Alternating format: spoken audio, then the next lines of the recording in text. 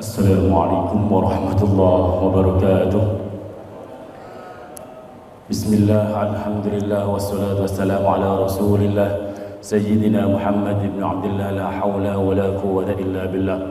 Rabbana aftah bainana wa baina qawmina bil haqqi wa anta khairul fatihin.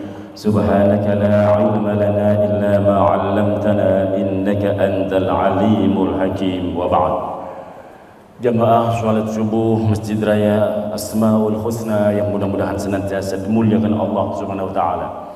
Dengan iman dan istiqomah kita di dalam ketaatan kepada Allah Subhanahu wa taala, mudah-mudahan kita senantiasa dikumpulkan bersama hamba-hamba Allah yang soleh dan solehah yang kelak dikumpulkan bersama-sama di dalam surganya. Amin ya rabbal alamin. Alhamdulillah, pagi hari ini kita bisa menghadirkan diri kita di masjid yang kita cintai untuk bersama-sama sholat subuh berjamaah dan duduk sejenak untuk mengkaji dan mengaji sebait dua bait dari apa yang menjadi tuntunan syariat ini untuk lebih memahami pondasi keimanan kita kepada Allah Subhanahu wa taala. Pagi hari ini kita ngaji tentang aqidah dari kitab Sabilul Abid ala Syarah Jauharut Tauhid yang disusun oleh Kiai Haji Soleh Darat.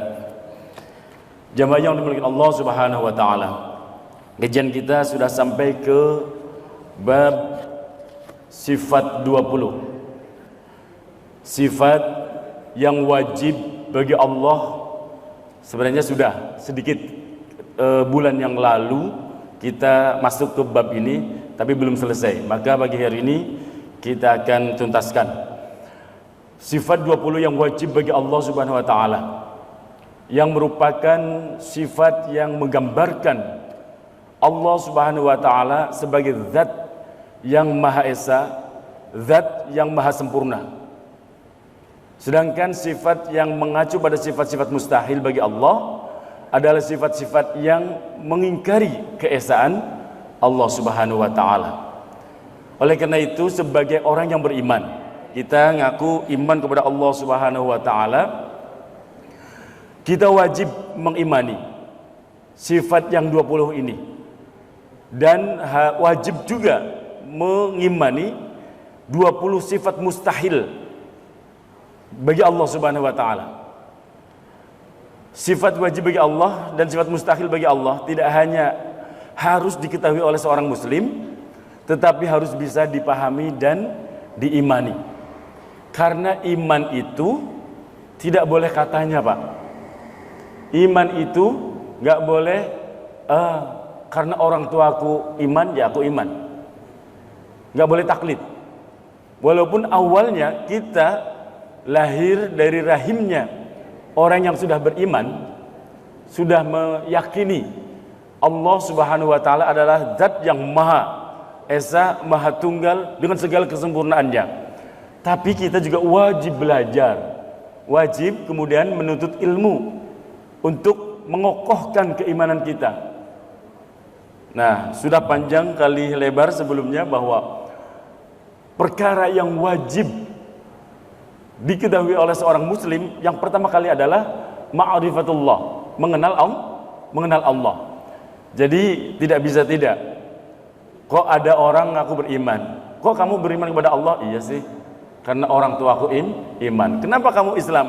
Orang tuaku Islam. Kenapa kamu kok kemudian meyakini Allah itu ada? Ya katanya ada, tapi nggak memperoleh keilmuan yang membangun keyakinan diri kita, akidah yang ada di dada kita, hingga kemudian kita mentaukid, meyakini seyakin-yakinnya bahwa memang Allah adalah zat yang maha esa, Allah adalah zat yang wujud, Allah dengan segala sifat kesempurnaannya yang minimal disusun oleh Imam Asy'ari, terkonstruksikan menjadi 20 sifat wajib, 20 sifat mustahil, dan 20 sifat dan 1 sifat jaiz. 20 plus 20 plus 41. Jadi jamaah yang dimuliakan Allah Subhanahu wa taala, total ada 20 sifat wajib bagi Allah yang dikelompokkan menjadi 4 bagian. Kemudian ada 20 sifat mustahil bagi Allah. Nah, jamaah yang dimuliakan Allah Subhanahu wa taala, ini ringkasan biar nyambung dengan apa yang sudah disampaikan di bulan sebelumnya. Ini ringkasan Pak ya. Jadi kalau dijuantahkan secara lebih detail, kayaknya kita seolah-olah ngaji kok itu aja, nguplek nggak selesai-selesai ya.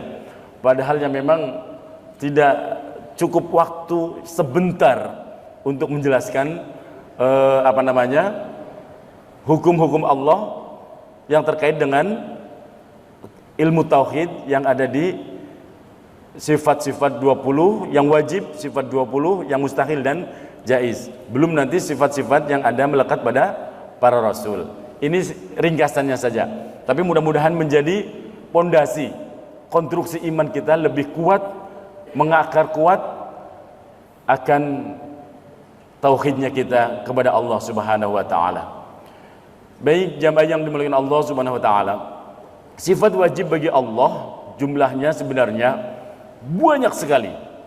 Tidak akan terhitung dan tidak bisa diringkas. Karena sifat kesempurnaan Allah tidak akan ada yang sanggup menghitungnya kecuali Allah sendiri. Gak ada yang bisa menghitung sifat kesempurnaannya Allah kecuali Allah sendiri yang tahu zatnya sendiri. Namun yang wajib kita ketahui, nah ini penting. Yang wajib kita ketahui adalah yang ada dalilnya saja, baik dalil akli maupun dalil nakli. Nah, jadi ini yang kita pelajari yang wajibnya saja Pak, yang wajib kita ketahui. Seperti halnya kita iman kepada Nabi ya Pak ya, para Rasul. Saya mau nanya, cek, mudah-mudahan masih pada ingat. Allah turunkan Nabi dari Nabi Adam sampai penutup para Nabi dan utusan yang Nabi kita Muhammad SAW. Nabi seluruhnya di dunia ini ada berapa ribu Pak? Berapa Pak? Jauh banget sih ngajinya. Coba kalau dekatkan enak. Sebel kalau ngaji di sini. Berapa Pak? 124 ribu tuh. Dengar Pak. Itu banyaknya Nabi kita. Nabi yang Allah turunkan di dunia ini. Nah, yang kategori Nabi dan Rasul berapa ayo? 313 Nabi. Yang wajib kita ketahui 25. Nah loh, dari 25 hafal nggak ayo? Itu wajib kita ketahui loh Pak. Itu yang ada dalilnya dan dijelaskan, disebutkan di Al-Quran. Padahal ada juga nabi-nabi yang dikisahkan di dalam Al-Quran, tapi nggak wajib dan tidak masuk kelompok yang ke-25 itu. Nah, dari 25 ini yang masuk ulul azmi berapa? 5. Tahu nggak nih yang 5 cuma 5 ini? Wah, jangan-jangan enggak nih. Wah, repot juga. yang ini nabi, yang ini nabi. Sifat-sifat Allah juga begitu, sangat banyak. Sifat kesempurnaan Allah, maha sempurnanya Allah, itu tidak bisa dihitung kecuali Allah sendiri yang maha tahu. Yang kita ketahui, yang wajib kita ketahui, yang ada dalilnya saja. Itu pun kita orang awam nggak tahu Pak. Makanya harus ngaji. Nah, ngikut. Kalau kita nggak tahu, ngaji. Yang sudah dikonstruksikan pula secara keilmuan agar mudah dipahami. Salah satu yang menginisiasi, mengkonstruksikan pemahaman akidah agar tidak keliru seperti akidah-akidahnya sebelum akidah Ahlussunnah wal Jamaah dikonstruksikan oleh Imam Asy'ari dan Imam Al-Maturidi. Itu banyak pula Pak. Ada akidahnya Mu'tazilah, ada akidahnya Qadariyah. Wah, ini udah pernah lama banget udah disampaikan ini. Kalau ibu-ibu dan bapak-bapak istiqomah ngaji di minggu keempat ya pasti udah selesai itu. Jadi nggak perlu diulang lagi. Nah, jamaah yang dimuliakan Allah Subhanahu wa taala, Kemudian dalam menjumlahkan sifat yang wajib ini memang para ulama juga berbeda pendapat, Pak. Yang pertama, Imam Asy'ari dan muhaqqiqin, ulama yang dipelopori adalah Imam Asy'ari, berpendapat jumlah yang wajib diketahui ada 12. Terdiri dari sifat salbiyah 5 dan 7 sifat ma'ani. Nanti sifat salbiyah itu apa, sifat ma'ani apa nanti di belakang, Pak. Kemudian Imam Abi Bakrin Bakilani Ar-Razi dan Imam Haramain berpendapat jumlah sifat wajibnya Allah itu 13.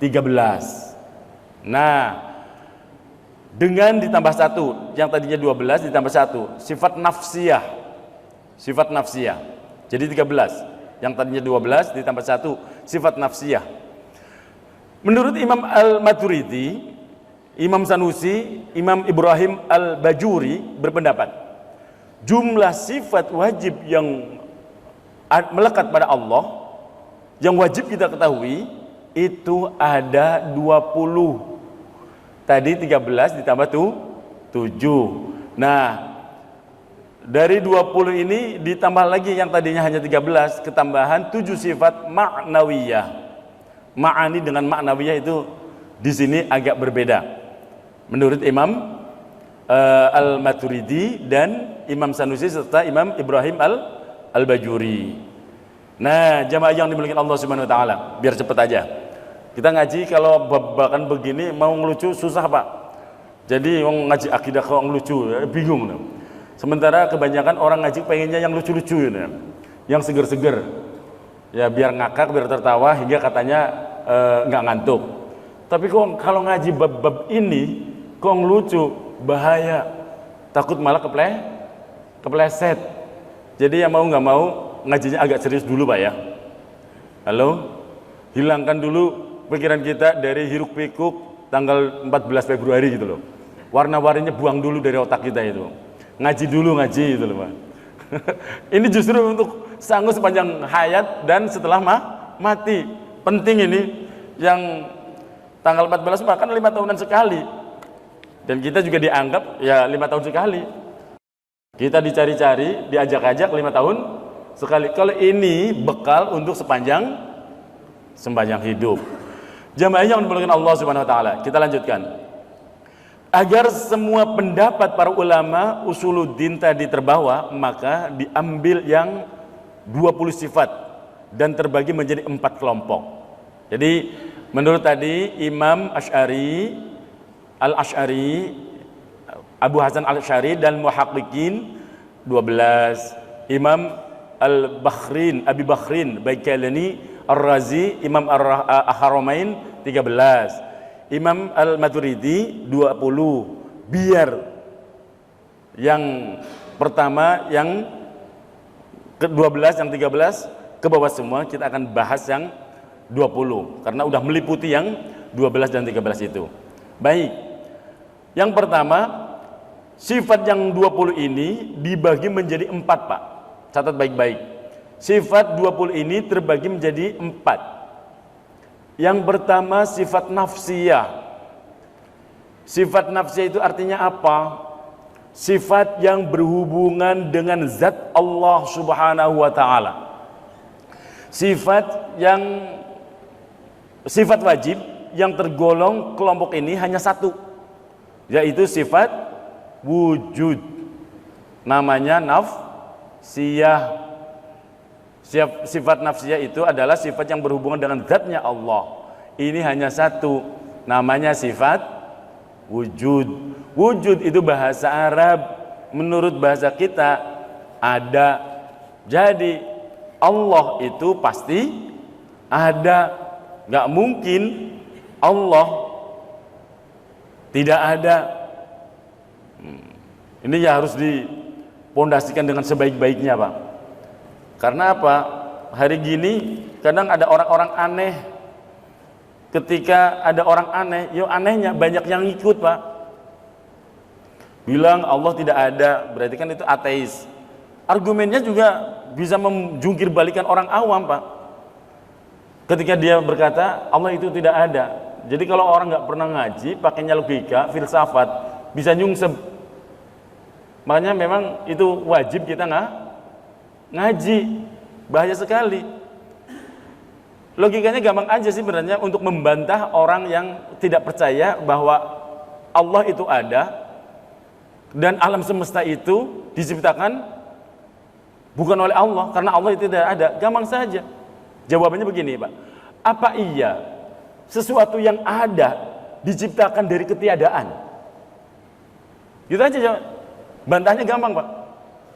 Apakah ada sesuatu yang ada diciptakan oleh ketiadaan? Nyambung kan nih, Pak? Nyambung ya? Gampang saja bantahnya itu loh.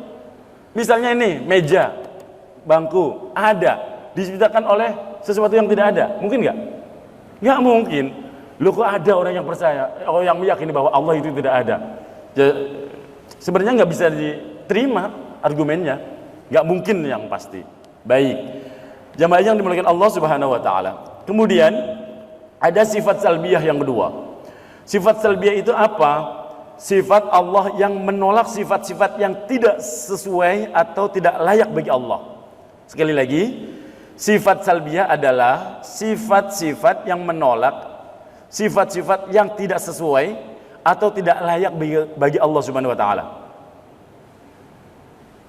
Nah, sifat yang tergolong dalam kelompok ini itu ada 6. Qidam, baqo, mukhalafatul lil hawadisi, qiyamuhu binafsihi, dan wahdaniyah.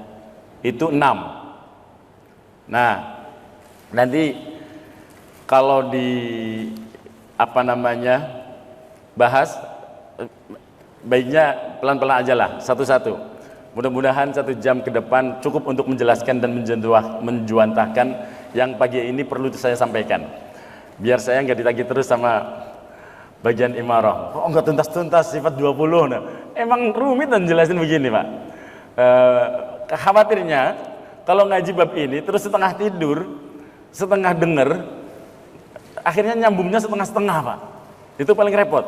Karena ini babakan akidah yang nggak boleh main-main, Pak. Nah, jamaah yang dimuliakan Allah Subhanahu wa taala. Kayak tadi sifat wujud bagi Allah. Sifat yang disebut dengan nafsiyah. Sifat yang melekat pada diri Allah yang sebagai bukti keberadaan Allah. Gampang saja. Tadi sudah dikasih sedikit bocoran dari saya bahwa gambaran membantah orang yang tidak yakin adanya Allah ada itu seperti tadi. Bahkan kalau jenengan pernah ngaji lebih jauh lagi, dan ini juga kalimat pernah saya nukil di sini. Mudah-mudahan Bapak Ibu masih ingat. Bahkan wujudnya kita adalah sebenarnya tidak ada. Karena yang ada hanya Allah Subhanahu wa ta'ala. Bahasa lainnya, ini jangan salah paham, Pak ya. Makanya disimaknya yang serius. Wujud kita adalah wujudnya Tuhan. Artinya apa? Kita ini sebenarnya tidak ada. Kita ini hanya manifestasi wujudnya yang namanya wujud itu sendiri. Halo, jangan sampai meleset ya pemahamannya. Yang ada itu yang diadakan. Yang ada itu hanya satu, Allah.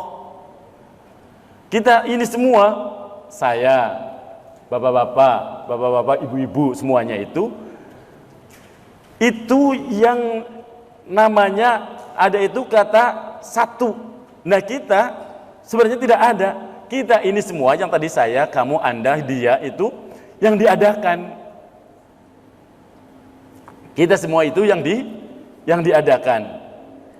Nah, jadi kita ini sebenarnya sekali lagi tidak ada, tapi kita ini diadakan oleh yang ada.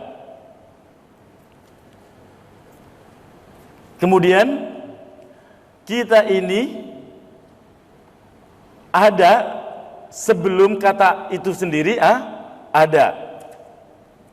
Sebelum kata itu, ribet ya pokoknya. Pokoknya itulah, takutnya meleset. Pokoknya Allah itu ada, titik. Ya, tapi jangan penasaran lah, maksudnya Ustadz mau ngomong apa sih? Kalau Bapak Ibu masih ingat, kalimatnya seperti ini. Saya ulang lagi sedikit. Kita ini sebenarnya tidak ada, tapi kita ini diadakan oleh yang ada. Yang ada sebelum kata ada itu, ada, sudah ada. Bahkan kita menggunakan kata ada karena ada yang ada. Kita menggunakan kata ada, menggunakan kata tidak ada karena ada yang ada. Yang ada hanyalah yang ada. Pasti bingung. Itu sifat wajib Allah yang namanya nafsiyah, yakni wujud. Kemudian yang salbiyah itu tadi ada ada 6. Yang kedua itu salbiyah, ada 6 sifat, yaitu qidam, baqa, muhalafatulil hawadisi, qiyamuhu binafsihi, kemudian yang keenam wahdaniyah.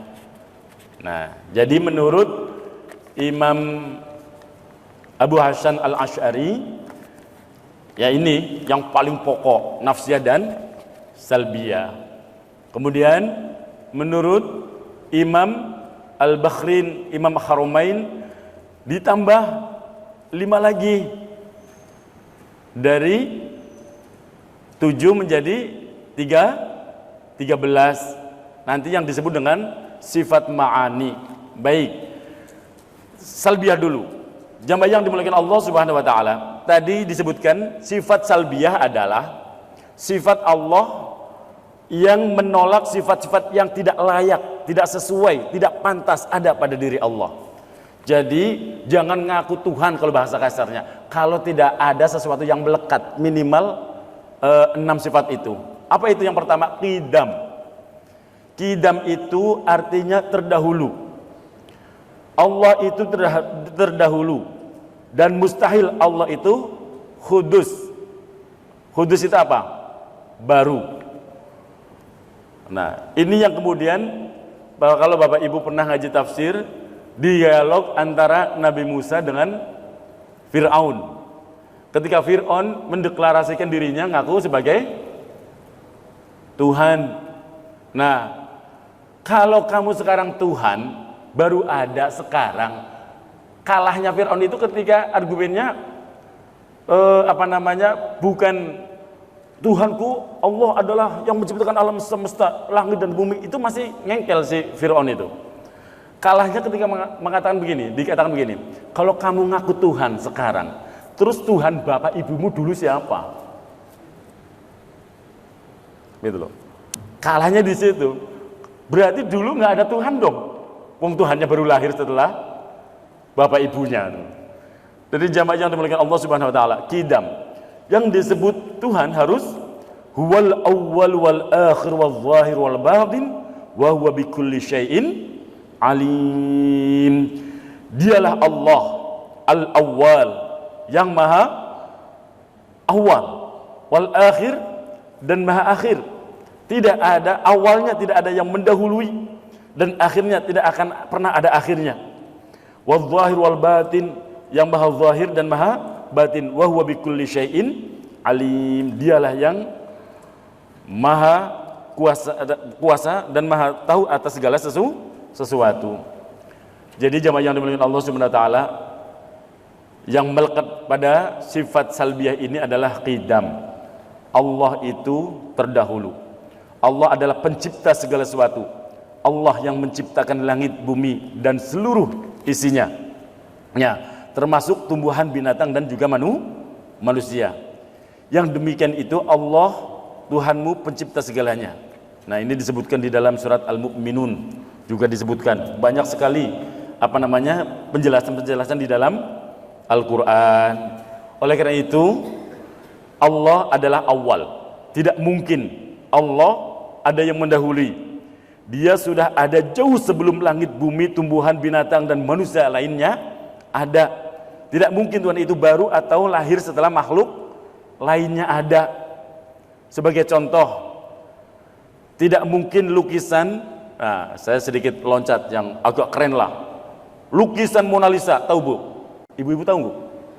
Lukisan ibu-ibu sendiri nggak apa-apa lah. Tidak mungkin lukisan Mona Lisa yang lebih dahulu sebelum pelukis yang melukisnya. Siapa yang melukisnya Pak? Leonardo da Vinci itu kan. Masa lukisannya udah duluan ada sebelum orangnya yang lukis? Kan nggak mungkin, gitu kan? Demikian juga Allah Ta'ala, tidak mungkin makhluk yang diciptaannya, makhluk ciptaannya itu muncul lebih dulu, kemudian baru muncul Allah. Nah, kan nggak mungkin Pak. Jamaah yang dimuliakan Allah Subhanahu Wa Ta'ala. Kemudian, jadi Allah itu lawan katanya sifat Kidam apa tadi? Kudus, baru, nggak mungkin. Ini sekaligus. Jadi kita bahas sifat wajibnya sekaligus sifat mustahilnya. Kemudian yang melekat pada diri Allah di dalam sifat salbi adalah baqo.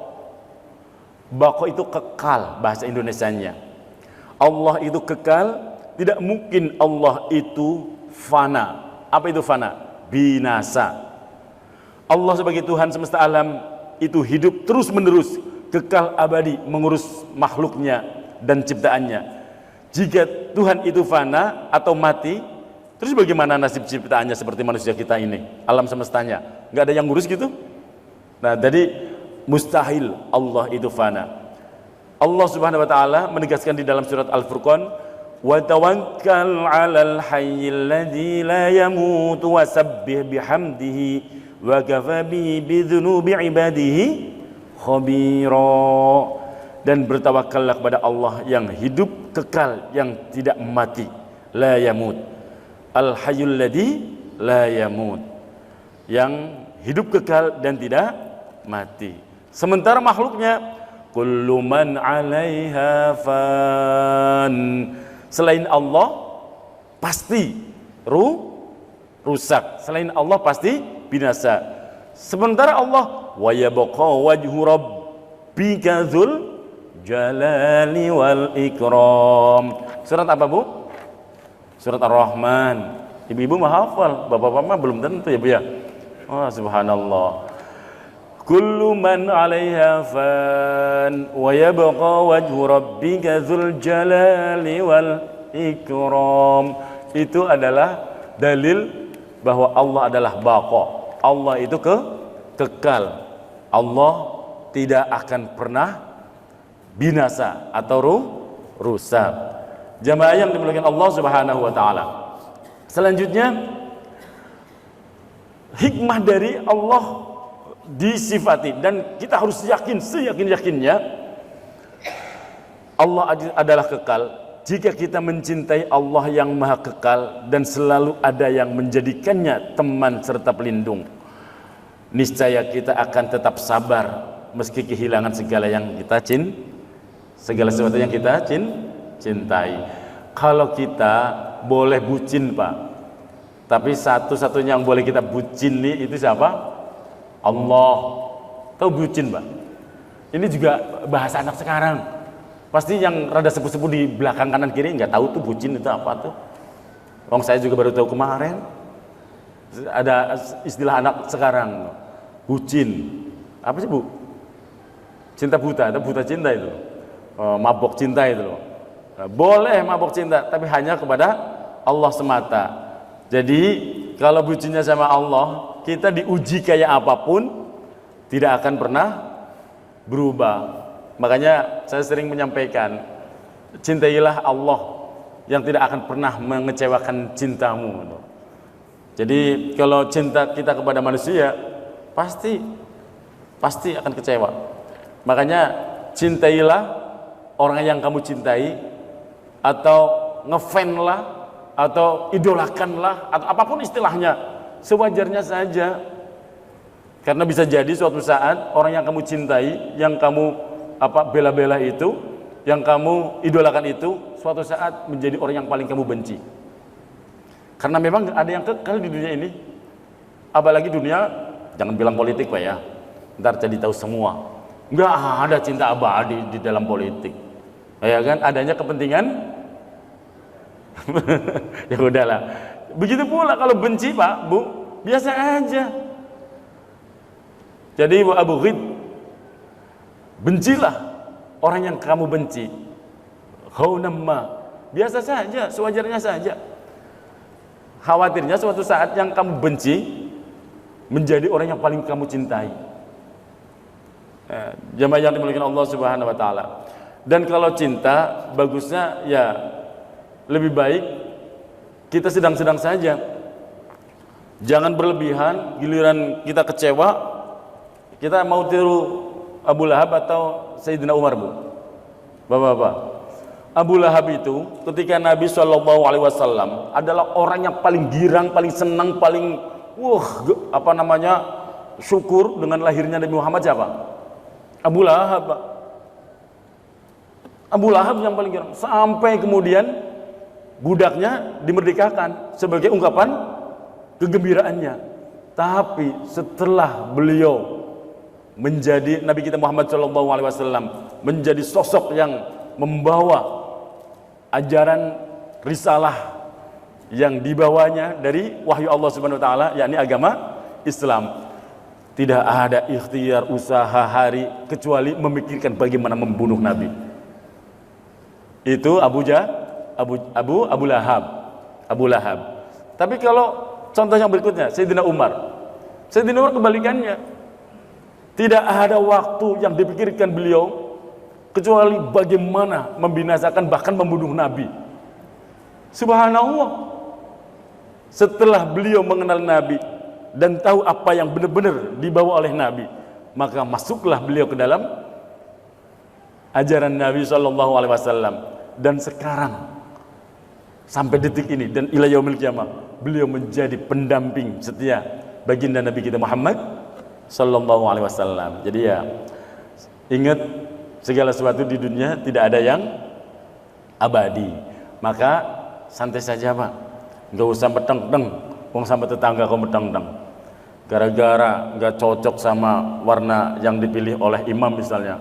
Wah, enggak mau sholat lagi ke Asmaul Husna, ya repot. Nah kan, enggak mau jamaah lagi sama imamnya. Biasa aja yang begitu-begitu. Enggak usah dikait-kaitkan dengan akidah, berat. Sono juga masih syahadat, yang sini masih syahadat. Jadi biasa saja. Baik, itu saja. Jamaah yang dimuliakan Allah Subhanahu wa taala. Kemudian sifat salbiyah yang berikutnya yang melekat pada sifat salbiyah yang ada pada Allah Subhanahu wa taala, yang tidak mungkin atau dibantah, artinya tidak layak, tidak boleh ada pada Allah, adalah mukhalafatul hawadisi. Apa itu mukhalafatul hawadisi? Allah itu tidak serupa dengan makhluknya. Itu harus melekat. Jadi lawan katanya adalah mumasalatul hawadisi, sama dengan makhluknya. Mustahil bagi Allah. Jadi Allah itu berbeda dengan makhluknya. Ya, itu namanya sifat mukhalafatul hawadisi. Mustahil Allah itu sama dengan makhluknya. Mumasalatu lil hawadis. Nah, kalau sama dengan makhluknya, misalnya sama lemahnya dengan manusia, niscaya Tuhan itu bisa mati dikeroyok, mati disalib, ya. Maka mustahil jika Allah itu atau Tuhan itu dilahirkan, Tuhan kok disusuin, itu kan? Tuhan buang air, Tuhan tidur. Terus waktu tidur siapa yang ngurusin dunia? Dan sebagainya itu artinya sesuatu yang tidak mungkin ada pada Allah. Itu mumasalatul hawadisi.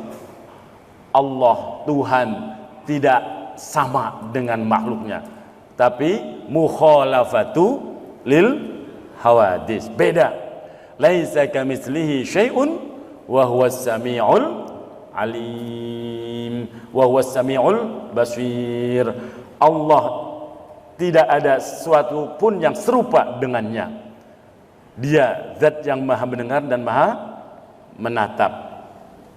Jadi jamaah yang dimuliakan Allah Subhanahu wa taala, misalnya sifat hidup, Allah beda dengan sifat hidupnya makhluk. Allah itu dari dulu, sekarang, kiamat hingga nanti di akhirat ya tetap hidup.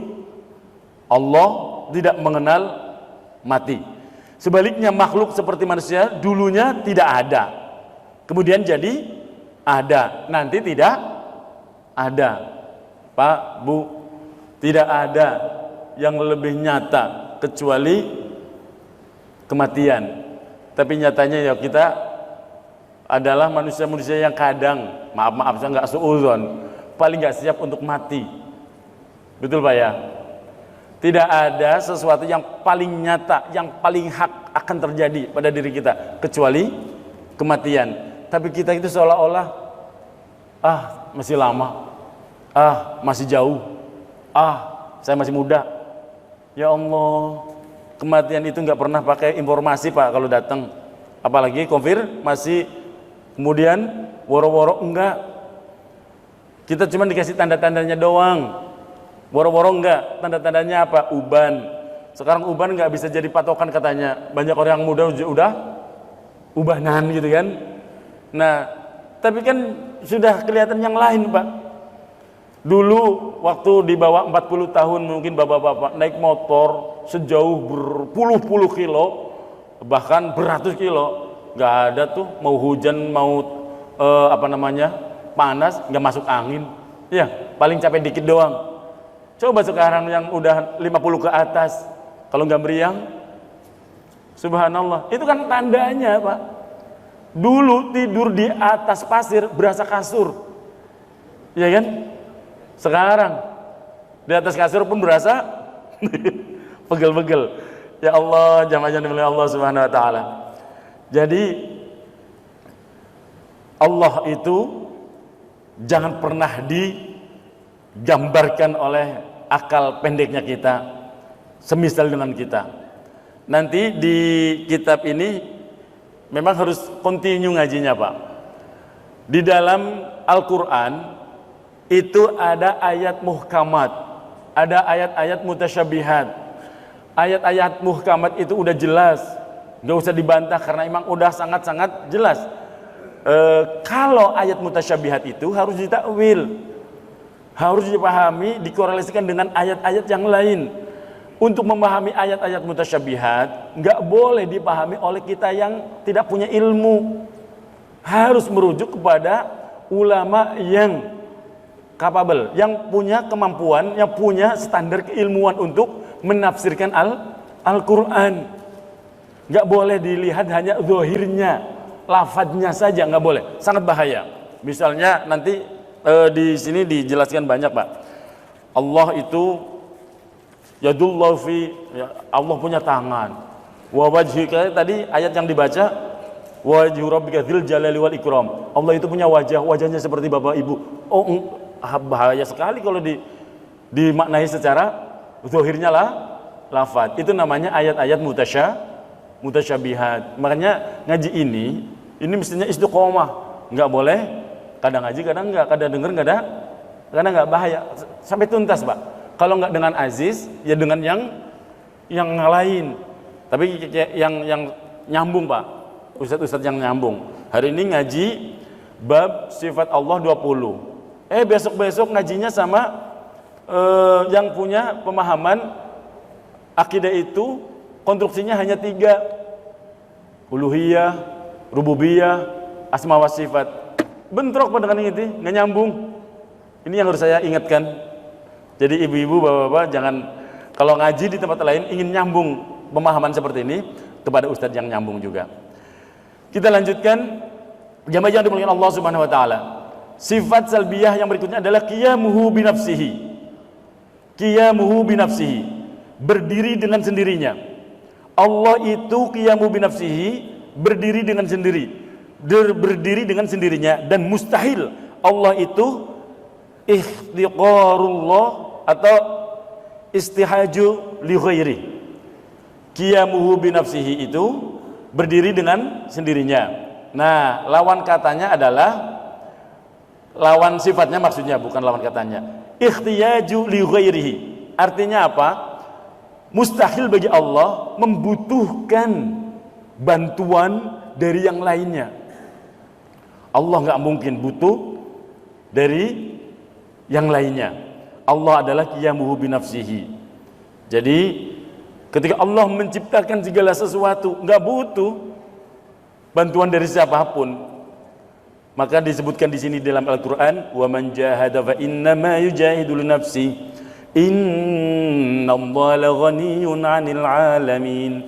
Sesungguhnya Allah benar-benar maha kaya, tidak memerlukan sesuatu dari semesta alam ini. Nah, jadi jangan sekali-kali berpikir Allah itu banyak dayang-dayangnya, seperti raja, ya kan? Banyak pembantunya. Ya Allah, kita pikir Allah itu seperti raja, kemudian banyak menterinya yang melayani. Oh enggak. Wa qulil hamdulillahilladzi lam yattakhidh waladan wa lam yakul lahu syarikun fil mulk wa lam yakul lahu waliyyun minadh-dhulli wa kabbirhu takbira. Ini harus hafalnya ayat ini Bapak Ibu nih. Kul, katakan alhamdulillah, segala puji bagi Allah yang tidak mempunyai anak dan tidak mempunyai sekutu dalam kerajaannya, dan dia bukan pula hina yang memerlukan pertolongan, dan agungkanlah dia Allah dengan pengagungan yang sebesar-besarnya. Jadi di dunia ini, jamaah yang dimuliakan Allah Subhanahu wa taala, semua orang saling membutuhkan.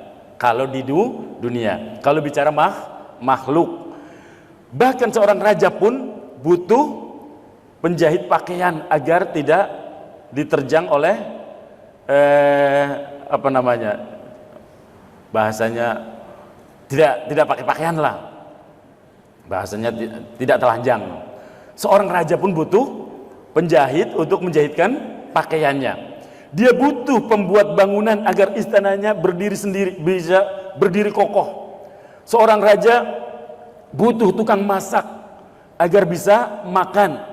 Dia butuh pengawal agar tidak mati dibunuh orang. Dia butuh dokter agar kalau sakit ada yang ngobatin. Bahkan saat bayi dia butuh susu ibu dan sebagainya. Sebaliknya, Allah berdiri sendiri, tidak butuh makhluknya. Seandainya seluruh makhluk memujinya, niscaya tidak bertambah sedikit pun kemuliaannya. Sebaliknya, jika seluruh makhluk semuanya durhaka, semuanya tidak ada yang taat kepada Allah, makhluknya menghinakannya, maka tidak pernah berkurang sedikit pun kemuliaan Allah Subhanahu wa ta'ala. Jamaah yang dimuliakan Allah Subhanahu wa ta'ala. Kemudian sifat salbiyah yang berikutnya, satu lagi adalah wahdaniyat. Wahdaniyat, apa itu? Esa atau tunggal. Sifat wahdaniyat ini maknanya, kalau bahasa kita simpelnya, Allah Maha Esa. Allah itu Maha Tunggal. Nah, tiada sekutu bagi Allah, baik dalam perbuatan, sifat maupun zatnya. Lawan kata dari lawan sifat dari wahdaniyat adalah ta'addud, berbilang. Allah itu mustahil berbilang. Allah itu lebih dari 1, 2, 3, apalagi punya keturunan, guys, error itu loh. Subhanahu huwallahul wahidul qahar. Allah itu maha suci, dialah Allah yang maha esa lagi maha mengalahkan. Al-Qahar itu maha perkasa, maha kuat. Qul huwallahu ahad. Nah, ini hafal tuh dalilnya. Katakanlah dialah Allah maha esa. Wa ilahukum ilahu wahid, la ilaha illa huwar rahmanur rahim. Dan Tuhanmu adalah Tuhan yang maha esa, tidak ada Tuhan melainkan Dia yang maha pemurah lagi maha penyayang. Nah, di dalam surat Al-Anbiya lebih tegas lagi, lau kana fihima alihatun illallah lafasadata. Sekiranya di langit dan bumi ada Tuhan selain Tuhan Allah yang lainnya, lafasadata, niscaya tentulah keduanya telah rusak dan binasa. Mengatur alam semesta itu kok ada dua kepemimpinan. Yang satu pengennya matahari terbit dari timur, yang satu bilang dari barat. Akhirnya apa? Yaudah bikin sendiri-sendiri mataharinya itu loh. Nggak bisa.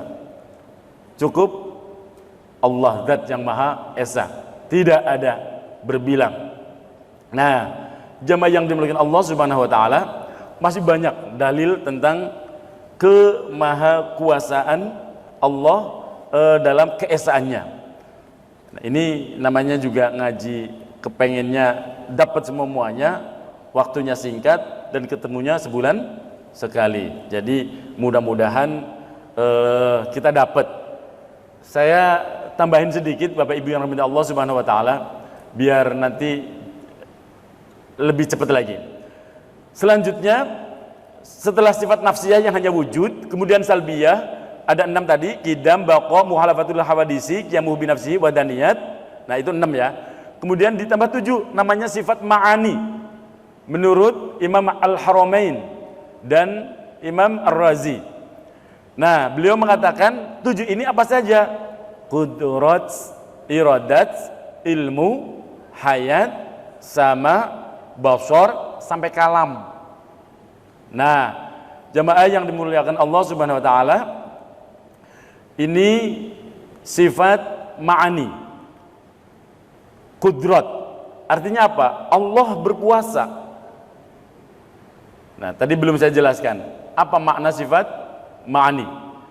Sifat ma'ani adalah sifat-sifat bagi Allah yang dapat digambarkan oleh akal pikiran manusia. Itu sifat ma'ani. Serta dapat meyakinkan orang lain lantaran kebenarannya dapat dibuktikan oleh panca indera. Nah, tadi disebutkan sifat Allah yang kelompok ini ada sifat kudrat, iradat, ilmu, hayyan, sama, basar, kalam. Ada 7 sifat. Nah, jamaah yang dimuliakan Allah Subhanahu wa taala, kudrat, Allah itu kuasa. Allah kuasa. Tuhan harus berkuasa. Kok Tuhan gak kuasa? Kan lucu, Pak. Sifat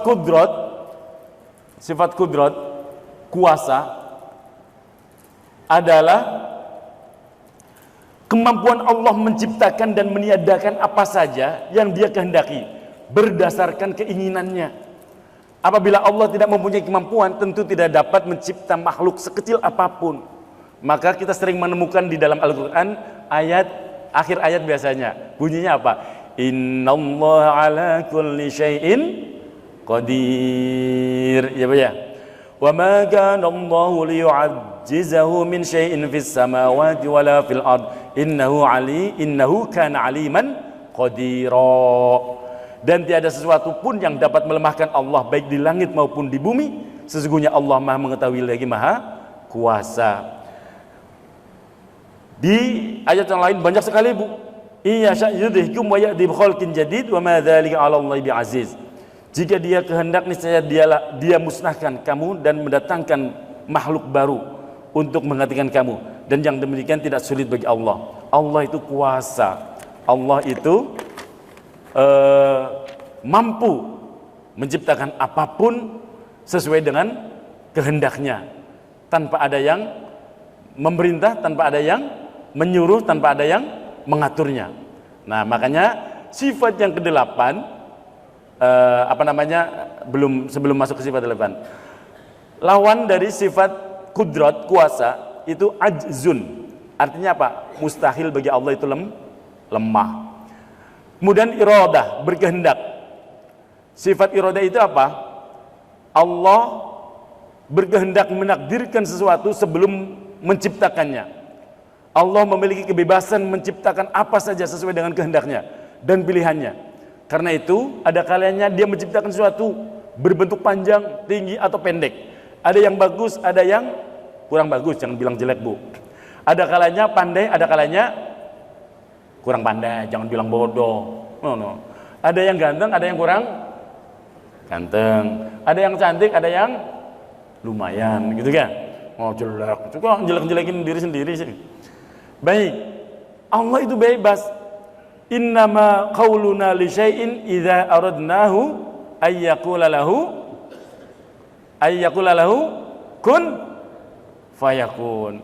Allah itu punya kehendak. Nah, dan banyak sekali, apalagi yang sekarang lagi banyak dijadikan doa, Pak.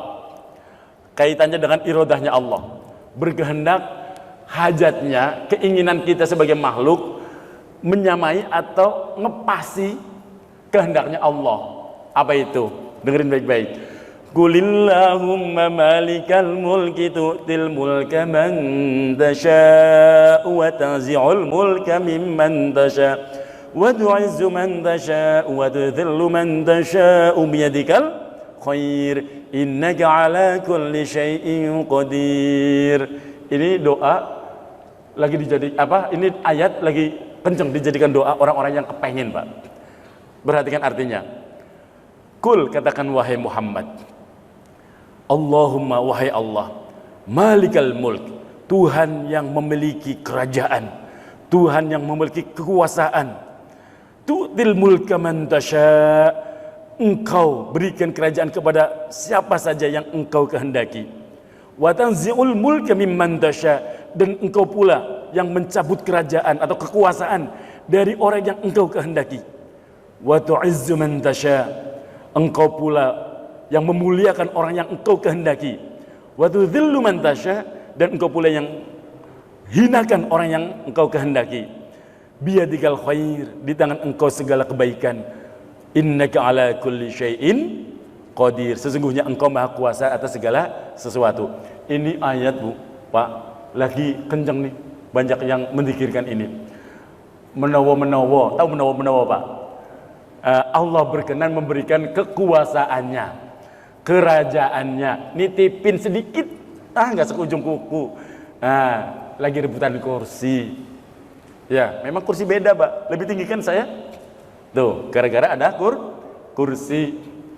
Nah, apalagi kursi yang di sono, katanya lebih empuk karena banyak fasilitas. Ya, ini kan fasilitas cuman ini, Pak. Apa ini? Oh, kalau di sono beda. Semuanya ada. Makanya rebutan, doa aja itu. Qulillahumma malikal mulk. Tuh, lagi minta dititipin. Ya, mudah-mudahan dikabul. Tapi yang pasti suka-suka Allah. Di sini kan disebut tu'til mulka man tasya. Allah berhak kuasanya memberikan kepada siapa yang layak diberi. Punya wahyu ing prabon enggak orang-orang itu, Bu? Pak, ngerti enggak wahyu ing prabon? Ini sedikit bukan melenceng, tapi agak bahasanya kejawa-jawaan. Ada istilah wahyu ing prabon.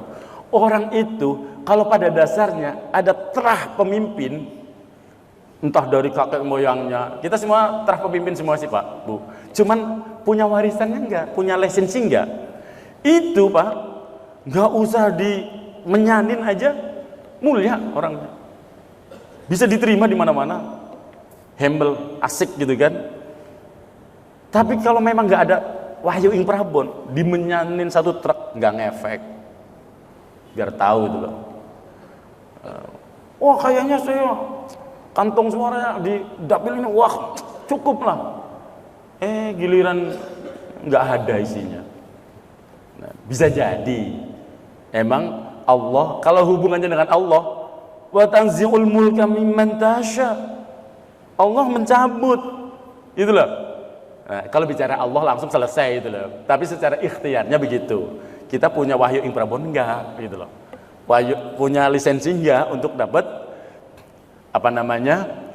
Jadi sebelum kita berjuang lewat baleho yang dipajang dari tiang listrik sampai pohon kuburan, ya tanyakan dulu lewat istikharah, kita itu layak nggak sih bermain di situ, gitu. Karena kadang saya kasihan, Pak, nggak ustadz, nggak ajengan, nggak kiai, kadang merasa saya sudah saatnya dakwah lewat panggung politik. Dia merasa jamaahnya yang waktu ngaji seperti ini, ketika diajak di politiknya manuk-manuk juga. Enggak, ternyata, iya kan? Kalau bab ngaji sami'na wa ta'na insyaallah. Tapi kalau saya coba bicara politik, pasti udah beda semua warnanya itu. Satu sama lain persis kayak pelangi. Ya kan? Kalau kita ngaji bab tauhid, mau nggak mau harus tunduk. Sami'na wa ta'na. Emang ini loh tuntunannya Nabi. Ini tuntunan syariat. Pasti sami'na wa ta'na. Tapi kalau saya udah bicara politik, pasti duluan keluarnya. Ustadznya kayaknya pelangi nih.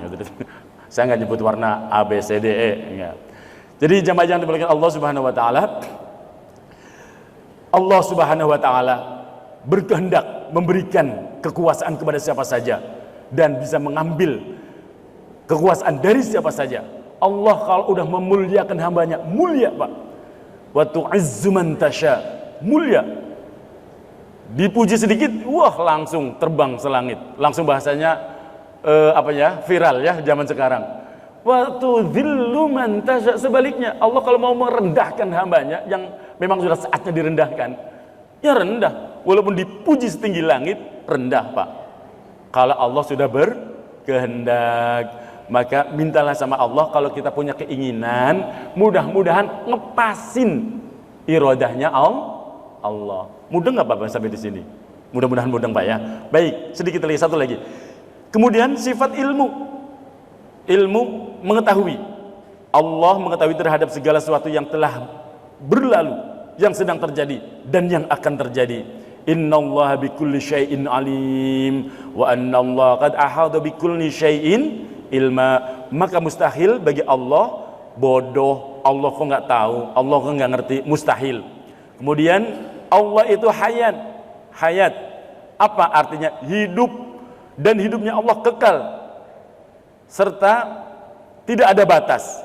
Wa tawakkal 'alallahil hayyil ladzi la yamut, dan bertakwalah kepada Allah yang maha hidup, kekal lagi, yang tidak mati. Nah, maka mustahil Allah itu mautun, Allah kok mati. Kemudian sama, Allah itu mendengar, mustahil Allah itu somamun itu artinya tuli. Kemudian Allah itu basar, melihat. Nah, kok beda dengan yang tadi? Ilmu basar itu adalah terlihatnya segala sesuatu oleh Allah, tidak ada sesuatu yang terlepas dari pandangannya Allah. Laisa kamitslihi syai'un wa huwas samiul alim. Jadi basarnya Allah, pengawasannya Allah jangan pernah dibayangkan seperti pengawasannya kita. Maka Allah itu mustahil a'ma. Artinya apa a'ma? Bagi Allah buta. Mustahil Allah buta. Yang terakhir 13, kalam, berbicara atau berfirman. Wa kallamallahu Musa taklima, dan Allah telah berbicara kepada Musa dan langsung kepada Nabi Musa. Walamma ja'a Musa limiqatina wa kallamahu rabbuh, dan tatkala Musa datang untuk memunajat dengan kami pada waktu yang kami tentukan, Tuhan telah berfirman langsung kepadamu Musa. Allah kalam, Allah berfirman, Allah berbicara. Tapi sekali lagi jangan pernah digambarkan kalamnya Allah seperti kalamnya makhluk. Maka mustahil bagi Allah bukmun. Artinya apa? Mustahil bagi Allah bisu. Allah kok enggak bisa berkalam? Mustahil. Jamaah yang dimuliakan Allah Subhanahu wa taala, ini adalah sedikit ringkasan konstruksi sifat wajib bagi Allah yang ada 20. Yang selebihnya sifat yang 7 lagi, yaitu ma'nawiyah. Kalau tadi ma'ani itu kaunuhu qadiron, kaunuhu muridan, kaunuhu aliman, kaunuhu hayyan, kaunuhu sami'an, kaunuhu basiran, kaunuhu mutakalliman. Jadi kalau dirangkai secara utuh, wujud kidam baqa mukhalafatu lil hawadisi qiyamuhu binafsihi wahdaniyat qudrat iradat ilmu hayyan sama' basar kalam qadiran muridan aliman hayyan sami'an basiran mutakaliman. Ini yang dapat saya sampaikan, mudah-mudahan bisa diterima, bisa dipahami sebagai bahan atau bekal untuk menambah keimanan kita kepada Allah Subhanahu wa taala. Speednya agak cepat Pak saya menyampaikan, mohon maaf kalau agak susah ditangkap. Mudah-mudahan nanti kelanjutannya penjuantahannya dari sifat-sifat ini yang tadi saya sampaikan, seperti apa yang disebut dengan kalamullahnya Allah, kalamnya Allah, apa yang disebut dengan iradahnya Allah, takwil dan tahfid, asma dan sifatnya Allah seperti apa. Nanti sambil jalan mudah-mudahan Allah panjangkan umur kita, bisa ketemu lagi, bisa ngaji lagi, bisa melanjutkan kita dalam mengkaji kitab Jauharut Tauhid insyaallah. Ada yang mau bertanya apa? Ya, monggo silakan.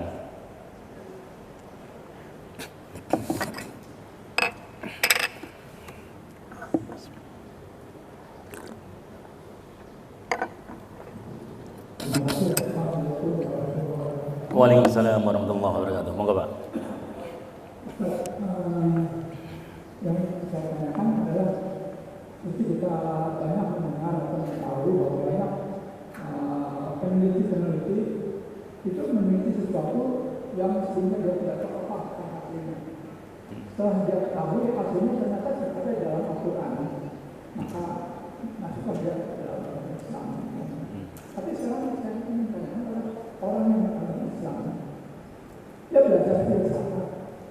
Nah, belajar filsafat ini mencari sesuatu yang terdalam, sehingga kadang-kadang menyimpang dari apa karena tidak iman ya, bukan karena mengenai imannya itu sendiri. Nah, dengan dia mempelajari, membaca dan mungkin nanti ambil satu kesimpulan yang bertentangan dengan agama Islam, ajaran Islam. Nah, apakah apa yang dia baca atau dia dengar? Karena kita kadang-kadang kita mendengar atau kita membaca yang tidak bertentangan dengan Islam. Apakah mereka itu sudah termasuk sebagai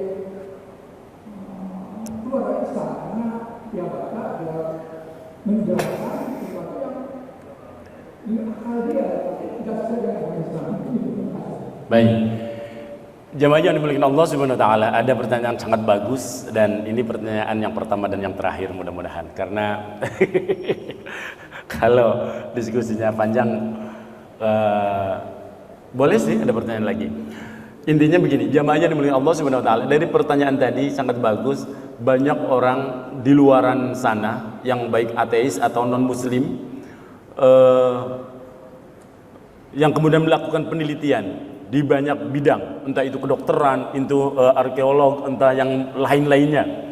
Ketika menemukan sesuatu, ternyata sesuatu itu sudah diisyaratkan, sudah diinformasikan oleh Al-Quran, maka kemudian menghadirkanlah di dadanya keimanan.